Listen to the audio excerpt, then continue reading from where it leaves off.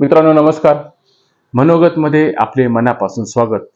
मित्रांनो, हा छोटासा व्हिडिओ शेवटपर्यंत पहा आणि चॅनेलवर नवीन असाल तर चॅनेलला सबस्क्राईब करा. मित्रांनो, नाशिकमधील भोंदू बाबा असलेल्या अशोक खरातच्या प्रकरणात दिवसेंदिवस नवीन भानगडी या समोर येऊ लागल्याने त्यातील सस्पेन्स हा दिवसेंदिवस वाढताना दिसतोय. आधी फक्त या भोंदू खरातवर 3 गुन्हे दाखल झालेले होते. आता आणखी 3 नवीन गुन्ह्यांची भर त्यात पडली असून या भोंदू असलेल्या अशोक खरातचे पाय अधिक खोलात जाऊन त्याचे नाशिक जिल्ह्यातील विशेषतः सिन्नर तालुक्यातील असलेल्या अनेक साथीदारांवर चौकशीचा ससेमिरा लागण्याची शक्यता आणि त्याचबरोबर त्या साथीदारांवर भविष्यात अटकेची टांगती तलवार कायम असून त्यामुळे ते अक्षरशः या निमित्ताने धास्तावलेले दिसत आहेत. त्यामुळे या भोंदू खरातचं प्रकरण भविष्यात कुठल्या वळणावर जाईल आणि यात गव्हाबरोबर किडे रगडले जातील हाही सस्पेन्स या ठिकाणी कायम आहेत.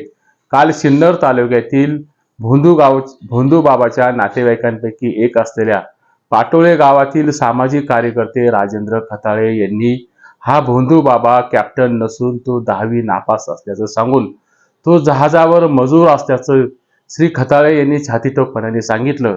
श्री राजेंद्र खताळे हे यापूर्वी काही वर्ष त्यांनी पत्रकारितेत घालवलेले असून ते सिन्नर शहरातील आणि तालुक्यातील एक जबाबदार व्यक्ती असून सिन्नरचे विद्यमान आमदार असलेल्या माणिकराव कोकाटे यांचे श्री खताळे हे निकटवर्तीय मानले जात असल्याने श्री खताळे यांनी भोंदू बाबाचं केलेले भांडाफोड आणि त्यांनी केलेले विधान, त्या विधानाला या ठिकाणी निश्चितपणाने महत्त्व प्राप्त होतं.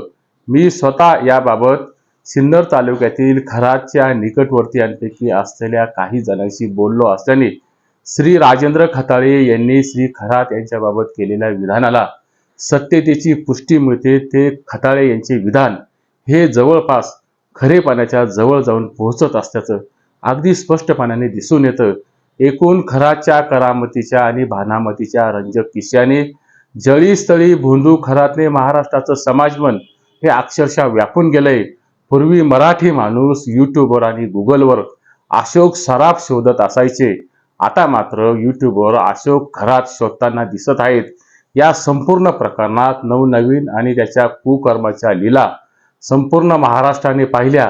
पुन्हा पुन्हा त्याच विषयावर मी परत बोलणार नाहीत. पण या संपूर्ण खरातच्या सेक्स स्कॅन्डल व आर्थिक लूटमारीच्या प्रकरणात एकटा अशोक खरात दोषी नाही तर त्याच्याकडे जाणारे पण तितकेच दोषी आहेत हे कुठेतरी या ठिकाणी ध्यानात घ्या. धर्मसत्ता आणि राजसत्ता जेव्हा हातात हात घालून काम करते तेव्हा खरात सारखे पाखंडी आणि भोंदू समाजाचे शोषण करणारे जंत या ठिकाणी तयार होतात. हे देखील या ठिकाणी अधोरेखित करा. खरातने त्याच्या शिवनिका संस्थांसाठी 40 लाख लिटरच्या पाण्यासाठी थेट मंत्रालयातून GR काढला होता. कालव्यातून पाणी उचलण्यासाठी काढलेला GR हा फक्त खरातच्या संस्थांसाठी नव्हता, तर तो GR मात्र तो राहत असलेल्या किंबहुना त्याच्या ईशान्येश्वर मंदिर ज्या ठिकाणी आहेत त्या मिरगाव गावामध्ये 40 लाख लिटरची पाण्याची टाकी उभारण्यासाठी हा प्रस्ताव सादर केलेला होता. पण हे पाणी केवळ गावाला न देता खरात याने ते पाणी फक्त शिवनिका या संस्थांसाठी वापरलं गेलं. त्यातून देखील खरातने स्थानिक ग्रामस्थांची फसवणूक केल्याचं हे आरोप या ठिकाणी होत आहेत. मला काल सिन्नर तालुक्यातील चिंचोली नावाचं गाव आहे तेथील शेतकऱ्याने खराच्या कुकर्माची आणख्या काही कहाण्या या ठिकाणी सांगितल्या.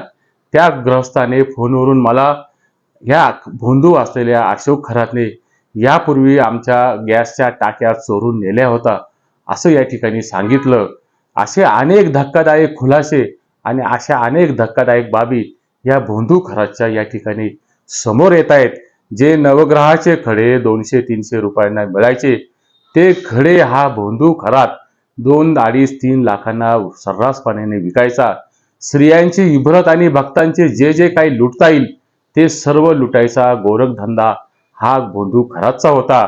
पण पदरी असलेल्या अफाट श्रीमंती व राजसत्तेच्या आश्रयामुळे त्याचे सर्व अवगुण झाकले जात होते. थोडक्यात काय तर असलेली श्रीमंती सर्व अवगुण झाकते आणि गरिबी मात्र चारित्र्यवानालाही भर बाजारात उघड करते. विकृतीचा सुकाळ आणि सुमारांच्या सद्दीत गाईचे गोमूत्र पवित्र मानणारा आमचा समाज आज बुवा बाबांचे मूत्र पवित्र मानणारा कर्मकांडी प्रवास हा अत्यंत संतापजनक आणि क्लेशदायक आहे. तितकाच तो अधोगतीचा आरसा देखील दाखवणारा आहे. आज नाशिक जिल्ह्यामध्ये हृदयरोग तज्ज्ञ, किडनी तज्ज्ञ, मेंदुरोग तज्ज्ञ आणि फुफ्फुसाच्या आणि अन्य आजाराचे तज्ज्ञ हे हाताच्या बोटावर मोजणारे नाशिक जिल्ह्यात आहेत. पण त्याच नाशिक जिल्ह्यामध्ये भविष्य पाहणारे, नवग्रहांचे खडे देणारे, अंगठ्या देणारे आणि बुवाबाजी करणारे गल्लोगल्ली या ठिकाणी त्यांचं प्रस्थ वाढलेलं आहे. कारण आपली राजकीय व्यवस्था ही राजकीय व्यवस्थाच मुळात तकलादू आहेत. या राजकीय व्यवस्थेत शिक्षणावर कमी आणि कुंभमेळ्यावर हजारो कोटी रुपये उडवले जातात. एकूणच भोंदू खराच्या प्रकरणात ज्या वेगाने राजकीय आणि व्यावसायिक दुवे आणि त्याचे धागेदोरे समोर येताना दिसत आहेत, त्यावरून या भोंदूगिरीच्या पाठीमागे अर्थात अशोक खराच्या पाठीमागे मोठी राजकीय ताकद यापूर्वी असल्याचं स्पष्टपणाने हे दिसून येतं. आपल्याला याबद्दल काय वाटतं? आपले मत कमेंट बॉक्समध्ये नोंदवा. पुन्हा भेटू नव्या दिवशी नव्या विषयांसह. नमस्कार.